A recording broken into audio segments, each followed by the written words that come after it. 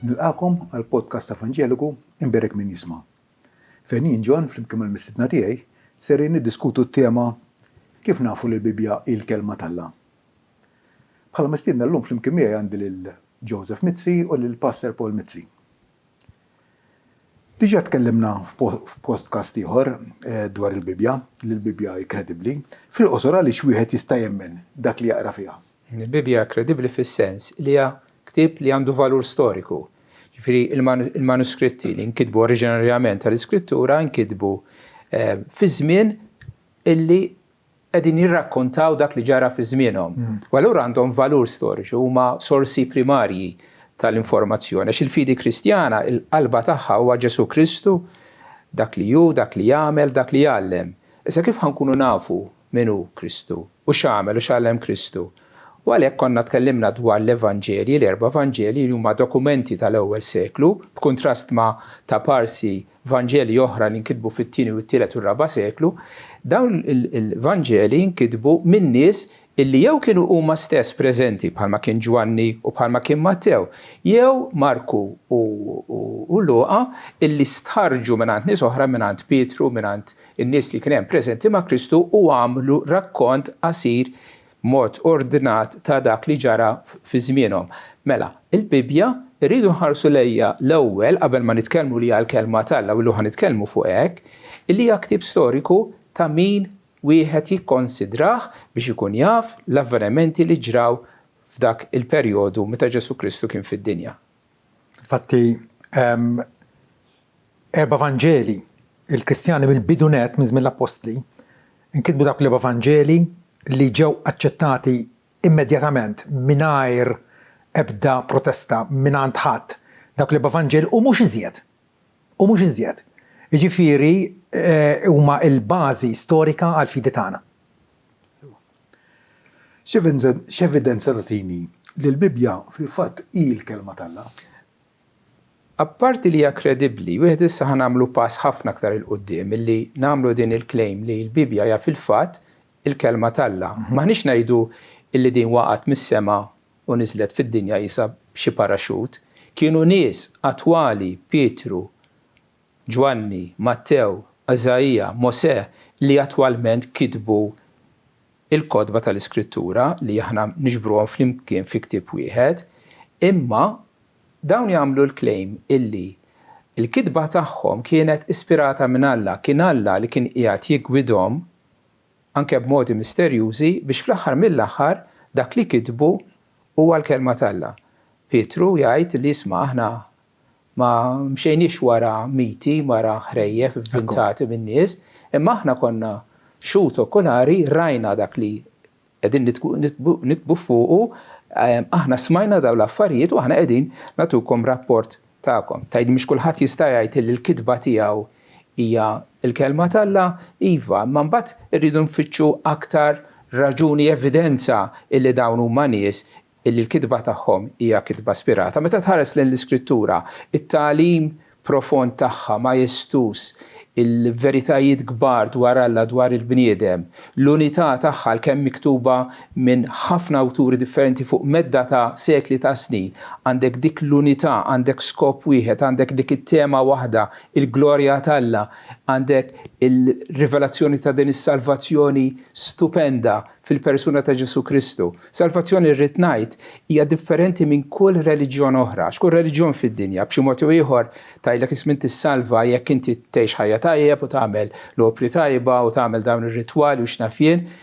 Il-messaġġ tal-Iskrittura huwa uniku, hija messaġġ ta' grazzja li Alla fimħabtu fiħnintu jagħtina b'xejn dak li ma jistħoqniex jagħtina s-salvazzjoni.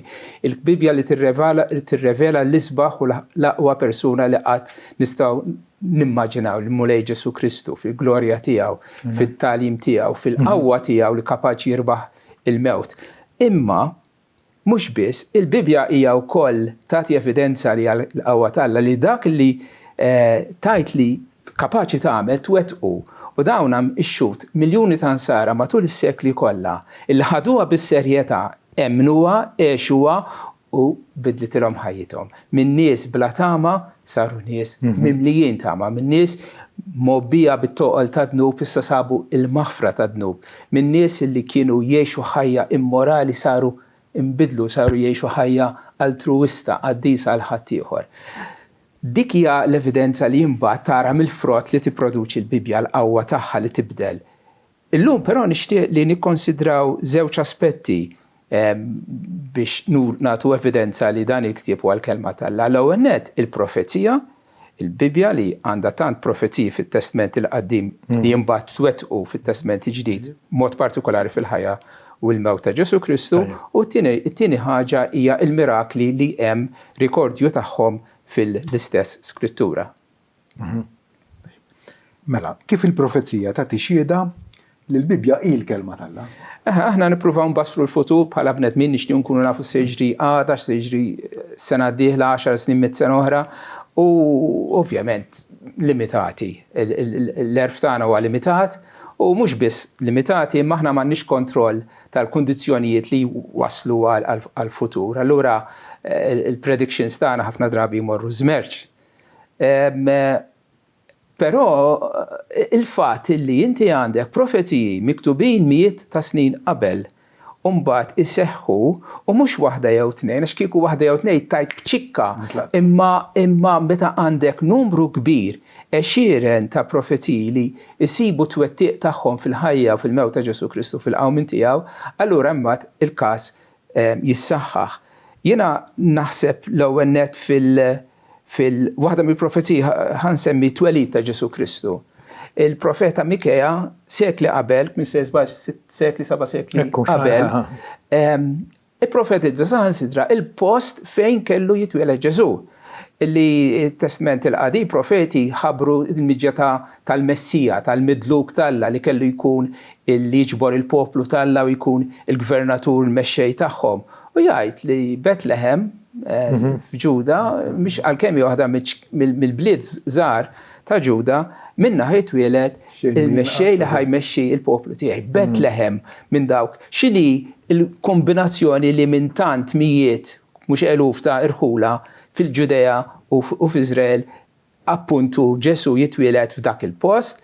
Iċ-ċans mhux kbir ħafna, imma mbagħad anke meta tidħol fil-Vanġeli u l-Anġlu ħabbar Marija u lil Ġuseppi li ħajkollhom tarbija, tajt hawnhekk għandna problema għax huma ma kienux jgħixu f'Betlehem, huma kienu jgħixu fejn? Nazaret. Sewwa Nazaret hija 150 kilometru il-bogħod minn Betlehem u insomma Marija tinstab tqila u għaddej żmien u l-intenzjoni tagħha kien appuntu li twellet għajdli fil-belt tagħha ankellum biex tiġri. Allura, issa għandna naqra tensjoni hawnhekk għaliex jekk Ġesu jitwieled f'Nazaret, jew Mikeja kellu żball.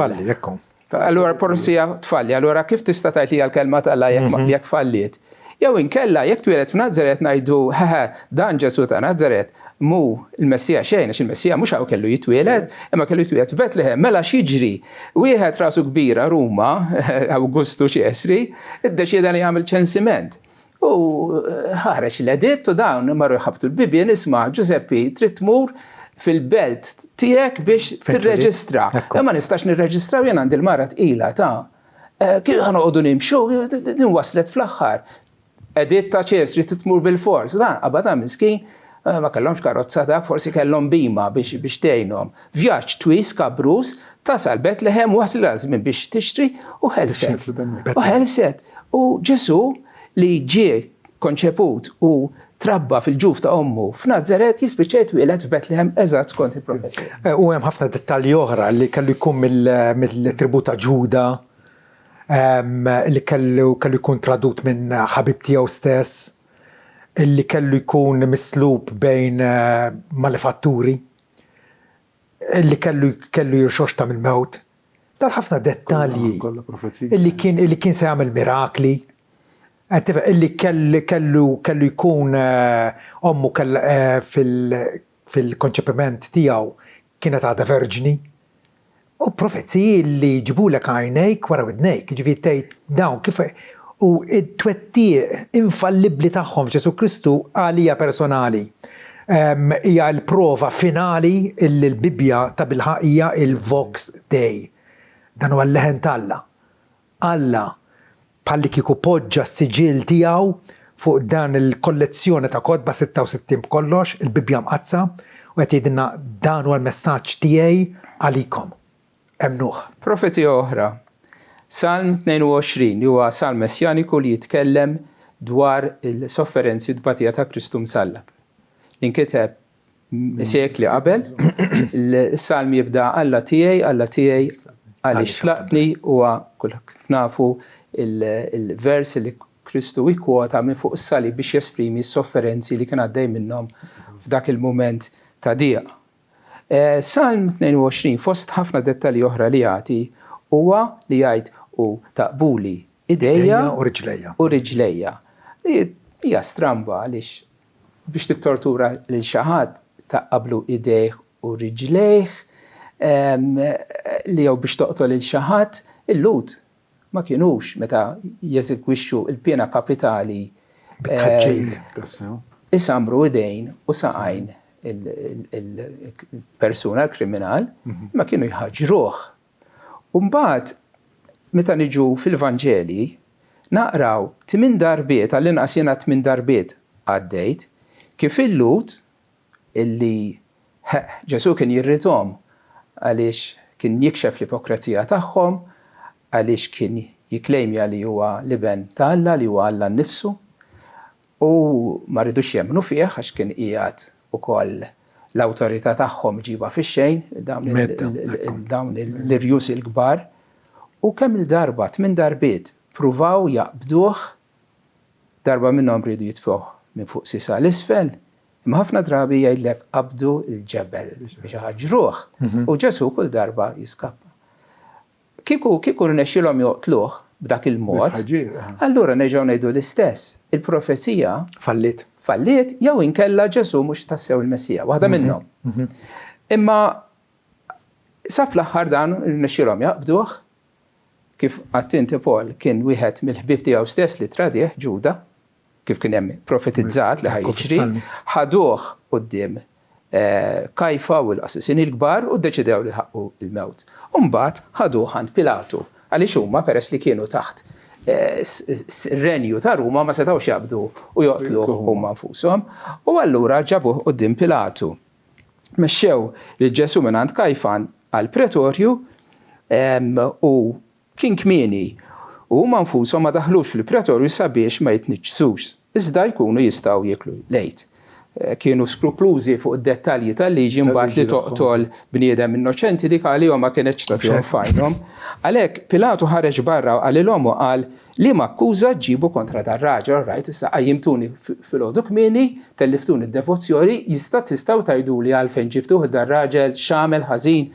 U huma wieġbu qalulu kieku dan ma kienx melefattur ma konniex nitilquk quddiem. Ħajma isma' ħi. Għallu, kieku dan ma kienx raġel ħażin, ma tarax li konna ħanġibu qudiemek, għarax arroganza ta' nies.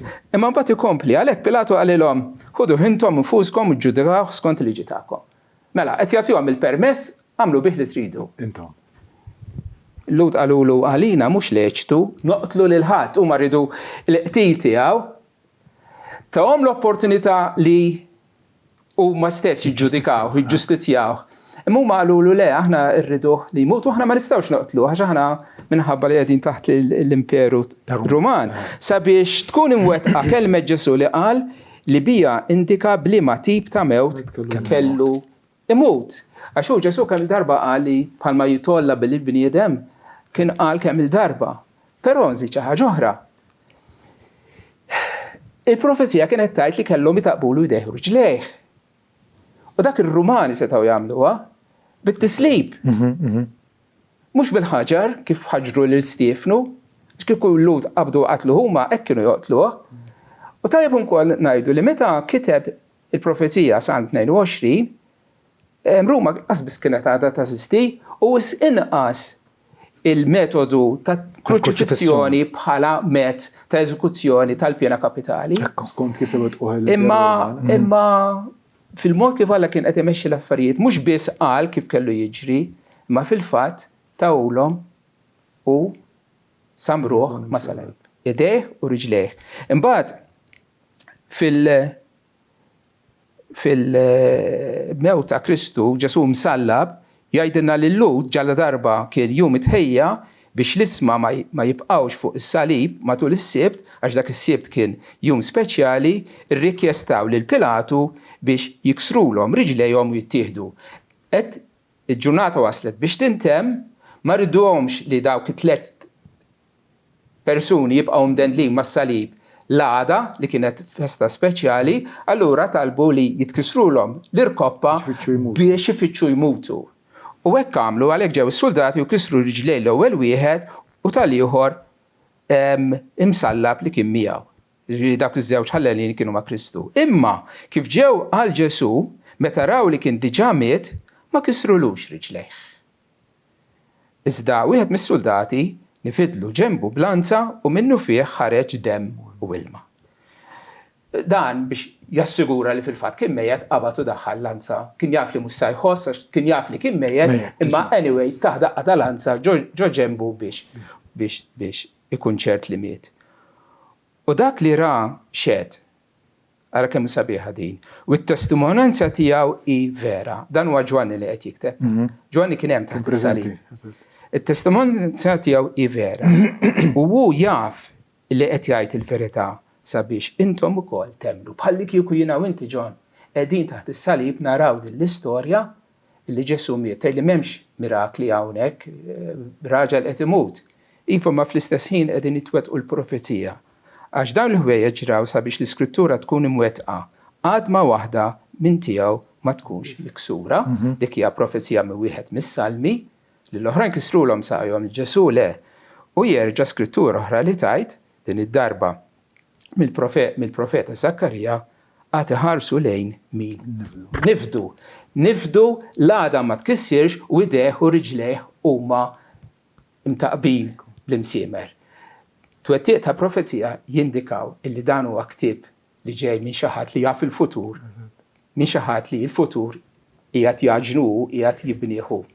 U ma jistax ikun li dar affarijiet ġraw kombinazzjoni il għaliex ħaġa waħda ngħid all right, imma għandek xoqqa sħiħa ta' pezzerija sħiħa ta' profeziji li qegħdin jiġu imwettqa f'persuna waħda fi żmien wieħed. Allura dik hija evidenza qawwija ħafna għal min huwa dispost li jqis l-evidenza, il-konklużjoni hija waħda.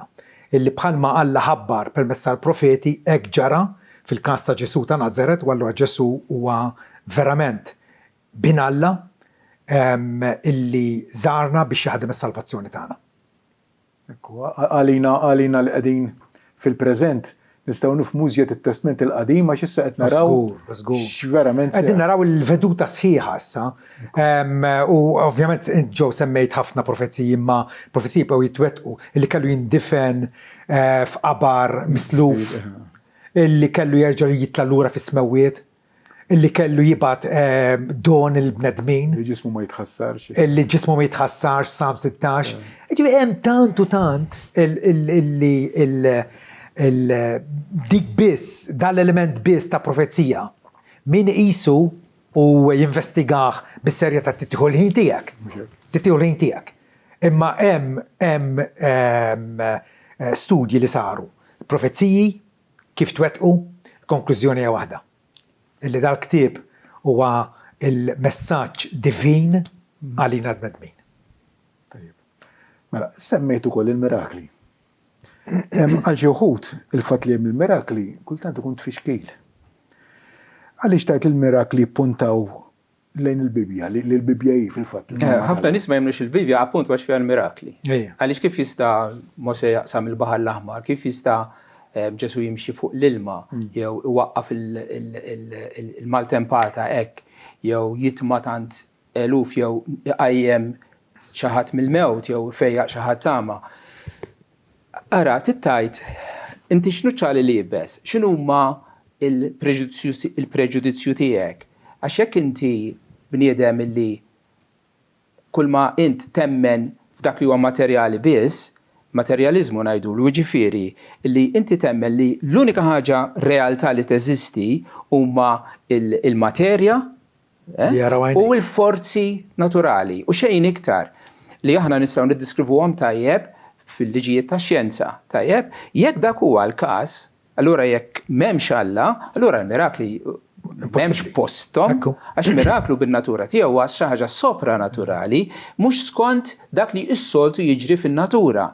U skont dak li nosservaw, il-mejtin ma jqumux mill-mewt. Ġifieri f'dak is-sens nifhem għaliex bniedem ma jemminx fil-mirakli, imma għax ma jemminx f'Alla bħalma Ġesu darba qal lis-Sadduċej meta dawn ukoll ma kinux jemmnu fil-qawm mill-mewt u Ġesu qalilhom intom tiżbaljaw. Għaliex? Żewġ raġunijiet għax ma tafux l-Iskrittura u l-qawwa t'Alla. Issa jekk jiena fil-fatt nemmen in-nuċċali tiegħi jgħid isma' jiena nemmen li jeżisti Alla li ħalaq is-sema u l-art.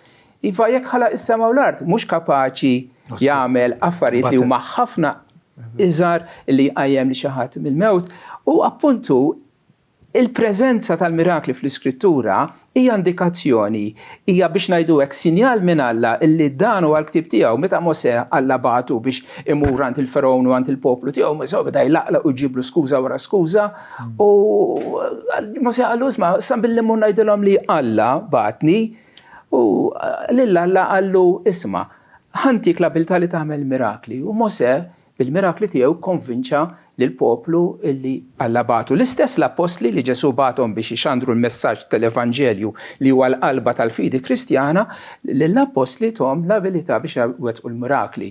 Darba Pietru u Ġwanni deħlin it-tempju wieħed magħtub hemm paralitiku kien ilu hemmhekk snin u talabhom xi ħaġa tal-karità u Pietru qallu isma' flus m'għandix, għalma dak li għandi nagħtihulek f'isem Ġesu Kristu ta' Nażaret qumu imxi. U dak qam. Joqmos u jisfen qudiemhom.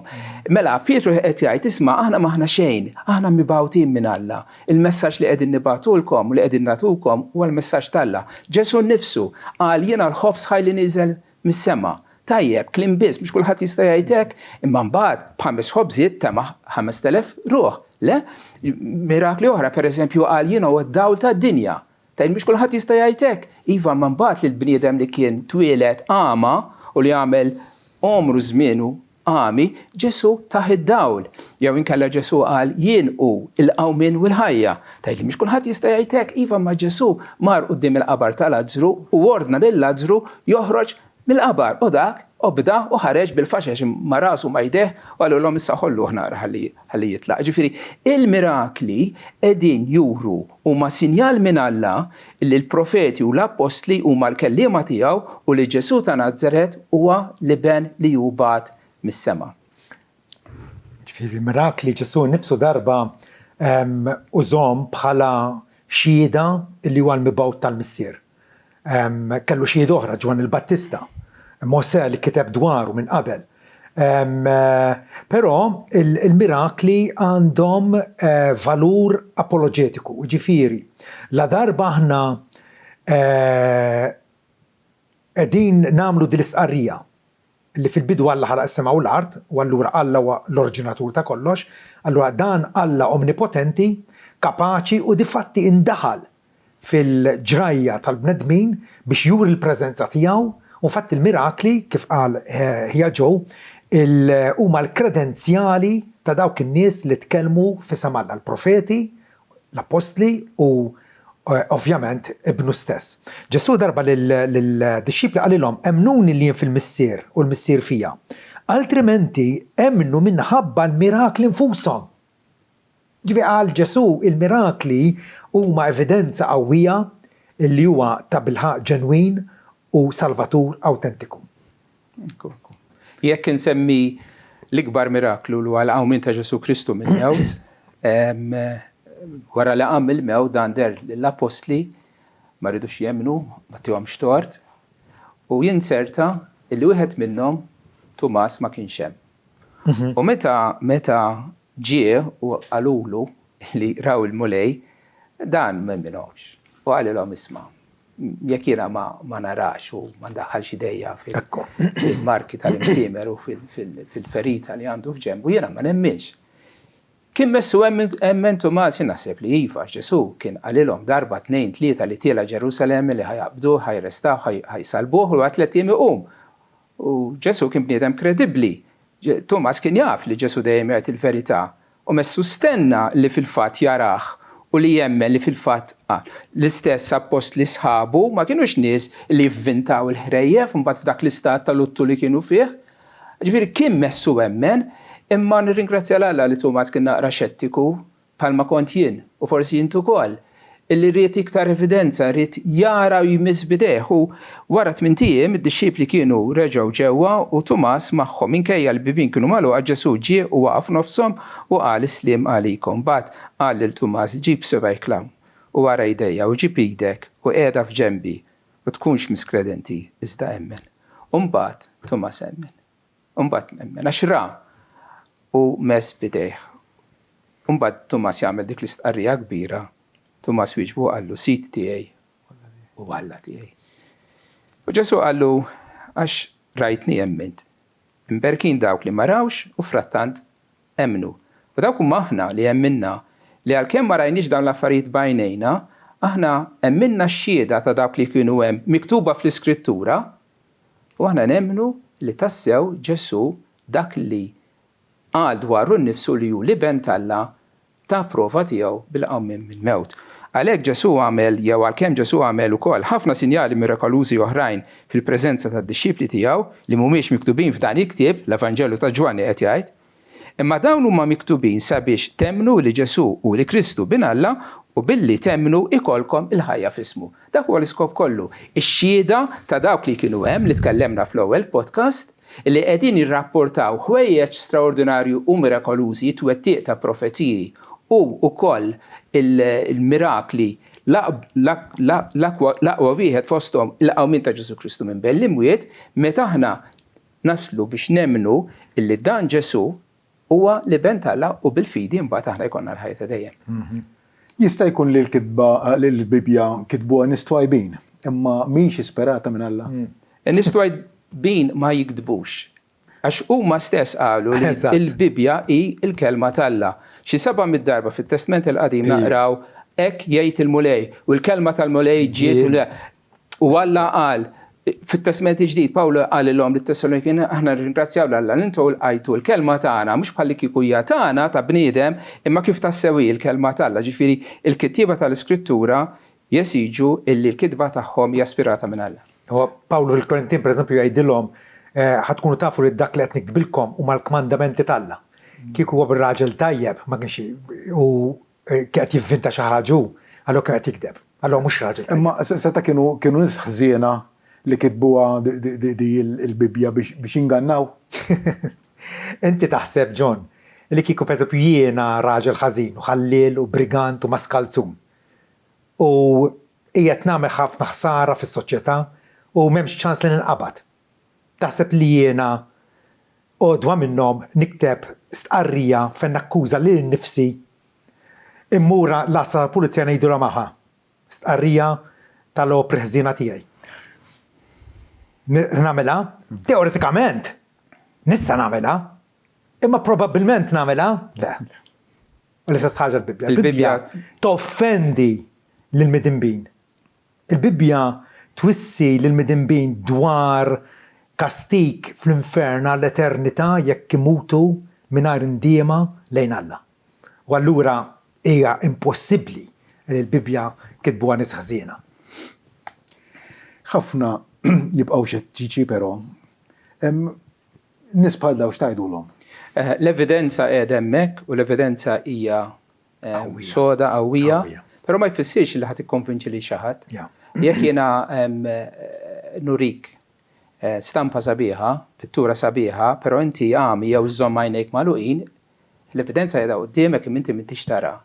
Jiena fix-xogħol tiegħi jiġu ħafna ommijiet igergru li t-tfal tagħhom huma ma jiklux picky eaters ngħidulhom jew fussy eaters bil-Malti fonqla jew pitma l-ikel mela dan it-toddler kull ma jiekol huwa jinnaf ħobs abjad trid ikun ħalib, nuggets ta' ċertu ditta biss u chips again ta' ċertu ditta biss u ma jiklu xejn iktar u dawn l-ommijiet li tfal jgħidulhom ma jaħasra duqa, ipprova, le dik ma toġobnix, imma fejn taf jekk toġbok jew le, duqa l-ewwel ħalli tara jekk toġbok jew le. U l-bniedem għandu din il-preġudizzju kontra Alla. Il-bniedem huwa kburi, jaħseb illi bil-blerf tiegħu kapaċi jasal. Il-bniedem ukoll iħobb id-dnub tiegħu ma jridx jindem u jaf li fl-iskrittura ħajsib l-kmandament biex jindem in-nubietu dik ma toġbux li jgħix fid-dawl. Allura għandu din ċertu preġudizzju. Jiena kull ma ngħidilhom kif dak l-ommijiet jgħidu l-tfal tagħhom ma għall-inqas duqa, jiena ngħidlek duqu u taraw kemm hu tajjeb il-mulej. Aqbad il-ktieb, aqrah u ħalli Alla jkollu ħinna minnek u jiftaħlek għajnek biex tara sbuħija tiegħu mbagħad tkun taf fiċ-ċert u b'konvinzjoni sħiħa li dan il-ktieb huwa l-kelma ta' Alla. Tajjeb. Nirringrazzjakom li segwejtu dan il-podcast imberek min jisma' nittama li sibtuh ta' interess jalla jkun ilkom tajnuna fil-ħajja tagħkom. Insemmilkom.